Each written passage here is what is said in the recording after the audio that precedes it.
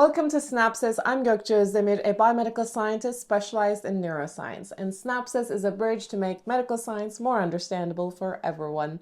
Today we're diving into a topic inspired by the holy month of Ramadan, prolonged fasting.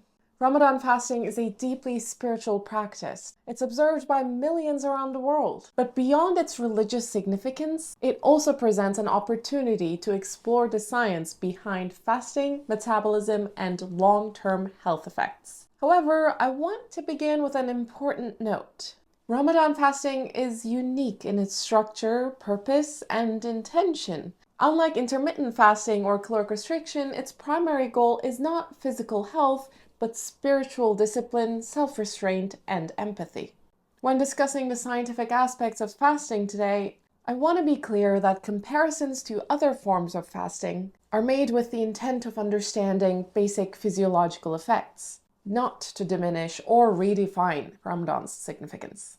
That said, studies on Ramadan-specific fasting remain limited in quality and depth. There could be multiple reasons for this. First, funding for such research has been relatively scarce compared to studies on intermittent fasting or caloric restriction. But more importantly, from a scientific standpoint, 1 month of fasting may not be enough to produce significant long-term health effects, especially if the person maintains or even exceeds their usual calorie intake after breaking the fast. In fact, many people end up gaining weight during Ramadan due to overeating at iftar and sahur, sometimes losing touch with the spiritual intention behind the fast.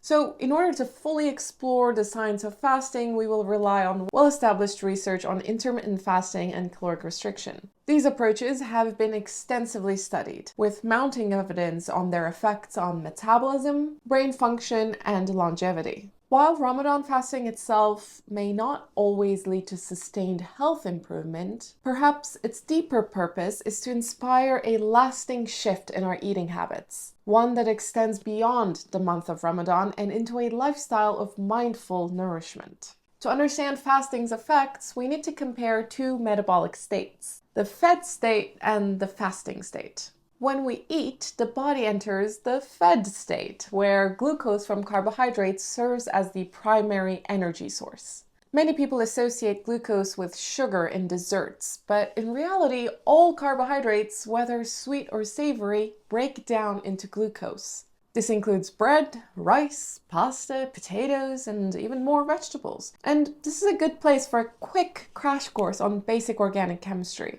Glucose is a monosaccharide, meaning it's one single sugar molecule, and it's only one type of many other types of sugars. There are two other monosaccharides, fructose in fruits and galactose in milk.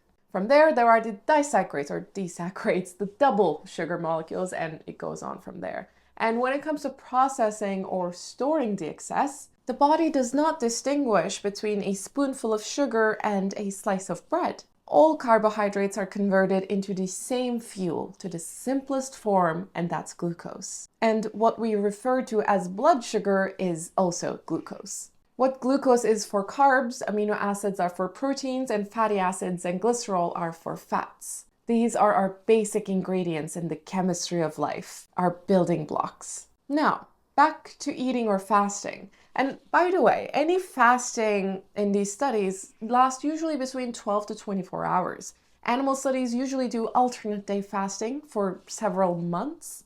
You could do caloric restriction with continuous reduction in caloric intake without malnutrition, or time-restricted feeding, where a 8 to 12 hour fast is during a specific time period of the day. And then the intermittent fasting is usually 12 hours or longer. A fast up to 24 hours is pretty intense for both humans and animals, and it's definitely not advisable because then you're no longer fasting, you're starving. Now, how does the system work in an oversimplified way? Think of your body like a hybrid car. When you're eating, your body primarily runs on gasoline, glucose. The pancreas releases insulin, which acts like a key to unlock cells so that they can absorb glucose for energy. You need insulin for glucose to enter the cells. No insulin, no glucose entry. And glucose entry isn't just an aftermath of eating. It's an essential process for your body to function.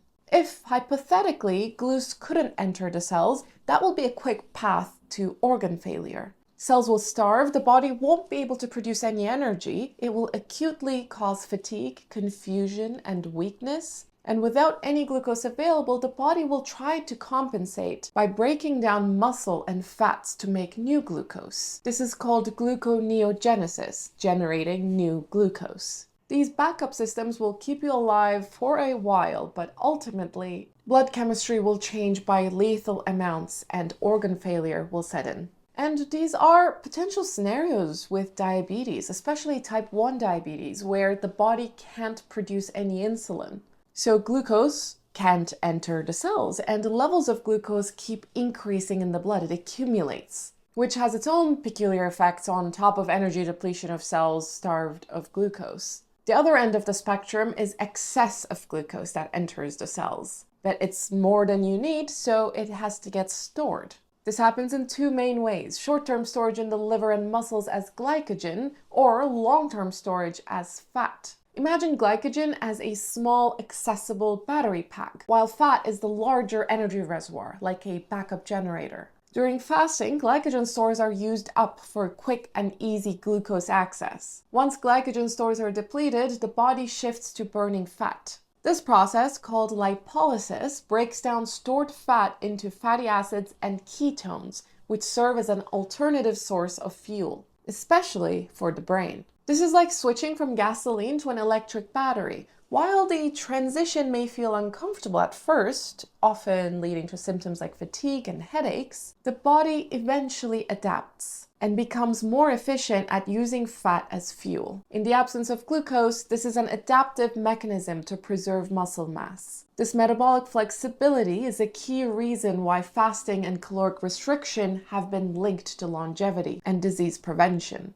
Though this is not me promoting a long-term ketone-only diet for fat loss. From the perspective of mainly your kidneys, no new out-of-the-ordinary diet trend should extend a couple weeks. But that's for another episode. When we compare ways of fasting, Ramadan fasting differs from intermittent fasting in an important way. It restricts both food and water intake during fasting hours. In contrast, intermittent fasting typically allows water, coffee, or tea, and it makes fasting a bit more sustainable. Caloric restriction, on the other hand, does not necessarily involve any fasting, but instead focuses on long-term reduction of calorie intake, usually by 20% to up to 40%, often leading to the most significant health benefits. The key question here is, what are these health benefits and which adjustment yields the most tangible health benefits? Caloric restriction seems to have the strongest evidence for promoting longevity, reducing age-related diseases, and improving metabolic health. Intermittent fasting and Ramadan fasting, if done in a way that prevents overcompensation after breaking the fast, may also provide metabolic benefits. But this heavily depends on eating patterns during non-fasting hours. If you fill yourself to your limits before the fast,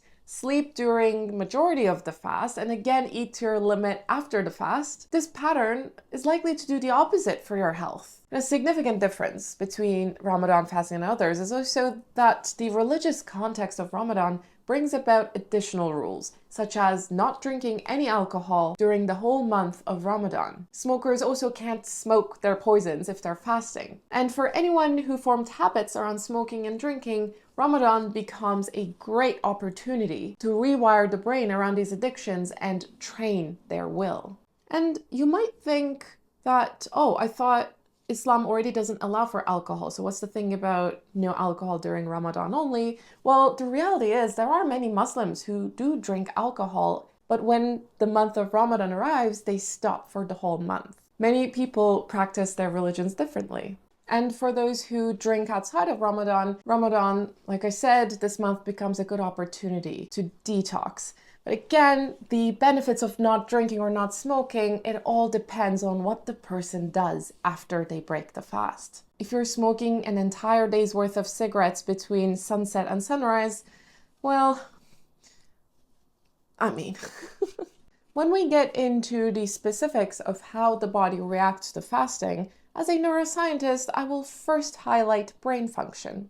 And I also personally worked on a project that investigated brain injuries resulting in epilepsy and how we can reduce neuron death and epileptic seizure frequency by altering metabolism. Before all of that, let's start with how the brain normally works. The brain is an energy-hungry organ. It consumes about 20% of the body's total energy, despite only making up about 2% of the body weight. It primarily relies on glucose for fuel, which is broken down in a process called glycolysis. When oxygen is available, the mitochondria, the tiny power plants inside your cells, use a highly efficient system called oxidative phosphorylation to make ATP. ATP is the molecular currency of energy. Think of it as a fully charged battery that powers everything a cell needs to do.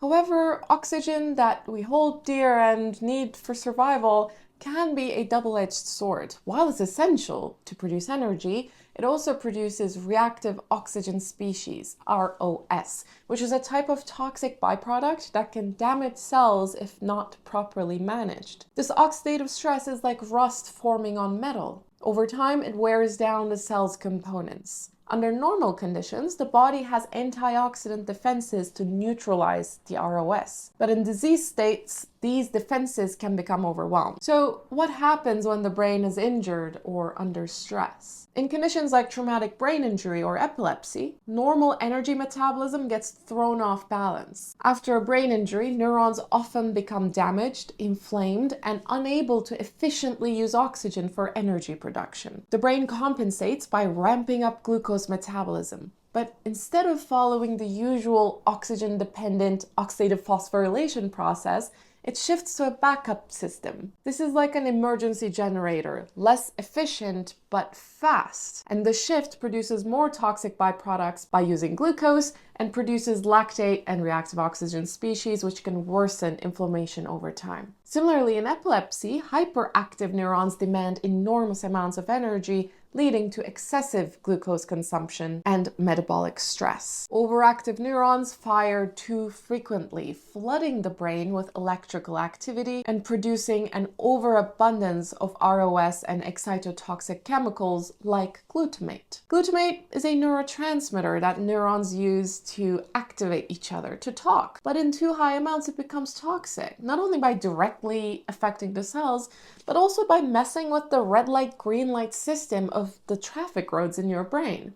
And this creates a vicious cycle where glutamate and oxidative stress lead to more damage, more cell death, further increasing the likelihood of seizures. Now, here's where fasting and ketogenic diets come in. When we fast, or when we significantly reduce carbohydrates, the body shifts to burning fat for fuel, producing molecules called ketones. Ketones can cross the blood-brain barrier and provide a cleaner, more stable energy source for neurons. This shift helps calm down the overactive brain circuits, reducing oxidative stress and enhances mitochondrial function. The study I worked on used a chemical called 2-deoxy-D-glucose, or 2-DG. This compound mimics glucose but blocks glycolysis, forcing cells to rely on ketones instead. In a mice model of brain injury-induced epilepsy, we found this metabolic shift to using ketones to reduce seizure activity and reduce neuron death.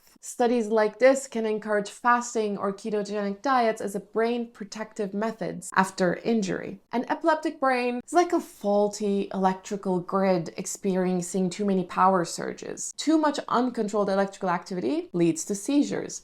Removing glucose and providing ketones as an energy source is like installing a voltage stabilizer. It smooths out the energy supply and reduces the likelihood of these dangerous surges. Just keep in mind that a serious adjustment like this needs the help of professionals. Going to it blind by yourself and only eating pure protein or fats for extended periods will likely only cause you harm. You'd need a team of healthcare professionals to come up with a well thought out plan that doesn't risk malnutrition, it doesn't risk protein overload, and gives your body opportunities to reset. And separate from the effects on an injured brain, fasting increases brain-derived neurotrophic factor, BDNF. It's a protein that supports brain plasticity, learning, and memory. It makes the brain more adaptive and resilient, to a point where intermittent fasting for 12 to 24 hours has been proposed as a promising strategy to reduce the risk of brain damage in Alzheimer's disease. Animals undergoing long-term fasting show improved motor coordination, learning, and memory consolidation, in addition to increases in BDNF in the hippocampus, your memory center, where it also promotes new neuron production. And in humans, we find fasting to reduce the risk of cardiovascular disease, inflammatory conditions, and obesity,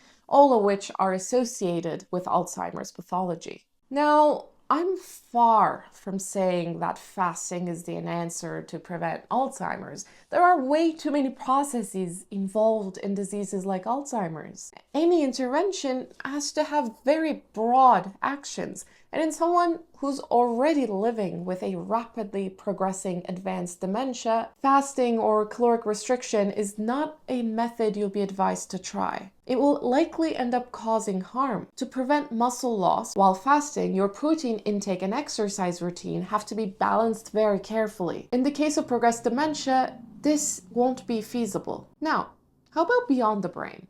In type 2 diabetes, we see insulin resistance. And I mentioned earlier, you need insulin for glucose to enter the cells. In type 1, you have no insulin. In type 2, you have insulin, but the cells that are supposed to see it don't see it. And the end result is, just like type 1, increased amount of glucose in the blood. In both types, this excess glucose harms your blood vessels. It promotes atherosclerosis, hypertension, and other vascular diseases. The vessels get stiff, and over time, the heart has to work overtime. Fasting or caloric restriction have been associated with improved vascular function. And in some animal studies, caloric restriction performed better even than antihypertensive medications. A study on mice compared time-restricted feeding with calorie restriction by placing mice on 5 different dietary regimens, either caloric restriction with fasting or different feeding windows, and compared to fasting,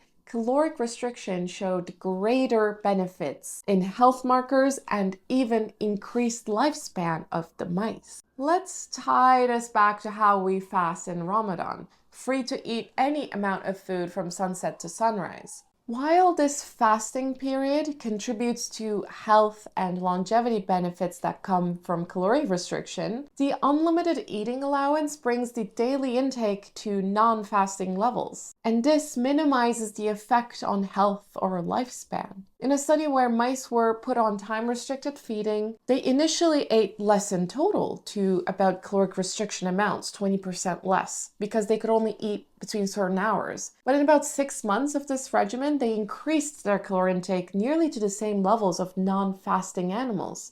And it took away any health benefits of fasting. Fasting is only beneficial if it actually results in long-term reduction in caloric intake without malnutrition. Again, in mice, an eating window of 48 hours after fasting did not increase lifespan. But when a single meal was given daily without time restriction, that improved lifespan. Another study combined fasting with 30% caloric restriction and compared how lifespan changed between daytime feeding or nighttime feeding. Mice normally eat at night, so when they were night feeding, with their 30% less calories, their lifespan increased by 35%, compared to those who had to eat during daytime, which is unnatural for them, and that resulted in a 20% increase in lifespan. So there's an interesting role of your circadian rhythms, your sleep patterns, on how your body metabolizes food. This is why your parents and elders tell you to not stay up late and eat. It has a more direct impact on your health than you might have thought. There are countless other studies that can be covered here, but hey, this was already a lot for your attention span. The final thing worthy of mentioning is an increase in autophagy during fasting. Autophagy is a process where the body clears out damaged cells and recycles their components. Fasting forces cells to undergo a stress response and adaptation. It forces a cleanup, and after restoring feeding, cells regain balance, and in the process, they become more stress resilient. By restricting food, you train your cells to be better at dealing with bigger stresses than fasting. And I'd said that was the last, but I have one more last point, because fasting can also reset your microbiome. You have billions of microorganisms residing in your body, the majority being in your gut. And when you change any component of your diet, those guys immediately feel it.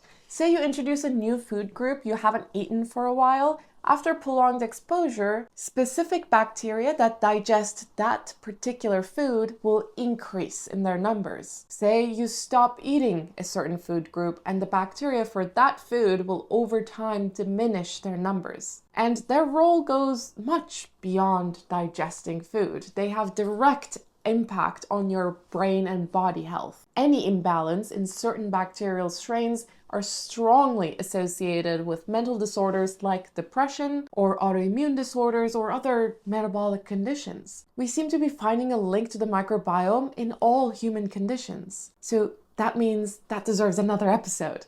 Now, tying all this to breaking a fast, it's important to realize that after fasting, your body is in a sensitive metabolic state, and what you eat can have a significant impact. Ideally, breaking a fast should involve easily digestible foods that don't cause a rapid spike in blood sugar.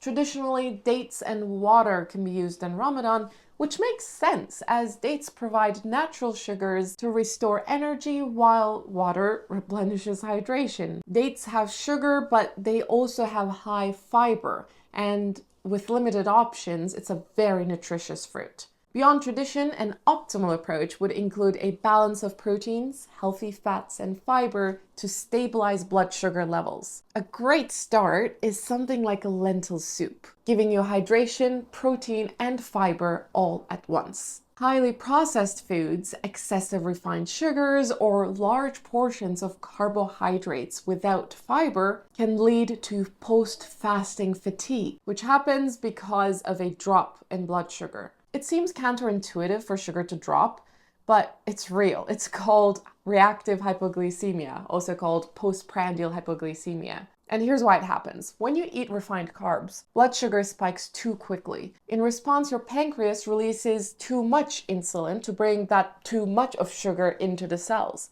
And in some cases, this insulin response can be too strong, causing blood sugar to drop too much after the initial spike. And suddenly you'll feel faint, eyes can go dark, hands will go numb, and you gotta lay down. In some people, insulin release is delayed, but then comes in a large surge, leading to a blood sugar dip about 2 to 4 hours after eating. This is common in people with insulin resistance, prediabetes, or metabolic disorders. If you're susceptible to these sugar fluctuations, it's usually a good idea to keep some glucose tablets with you. You can find them in most drugstores. It's pure glucose and it's a better approach than eating chocolate or any other dessert that contains refined sugars, which would just put you back in the cycle of sugar peak and sugar drop. So when you're hungry, as tempting as a freshly baked warm bread might be to open your fast with, make sure to balance that bread with some protein. This can be white cheese, meatballs, or tofu. Just remember that a vegetable sandwich, while might taste great, is not going to do wonders for you after fasting. Okay, let's start wrapping up for good now. The first thing you should consider to improve your health is prolonged caloric restriction. Little by little, try to achieve at least a 20% reduction in how many calories you consume, assuming that you're not currently calorie deficient and that you're eating all your meals. You would maybe like to lose some weight and improve your cardiovascular health. And if your go-to method is resorting to intermittent fasting to promote health, remember that it's only actually good for you if it actually results in less calories. And hey, I'm not a fan of counting calories. It's become a habit, part of a toxic weight management culture. I don't count calories. All I'm saying, all science is saying, is being a bit more mindful on whether you might be feeding your body with more fuel than it needs. And for anyone celebrating Ramadan, it's more than a fasting experience. It's a spiritual journey, and its lessons can extend beyond the holy month.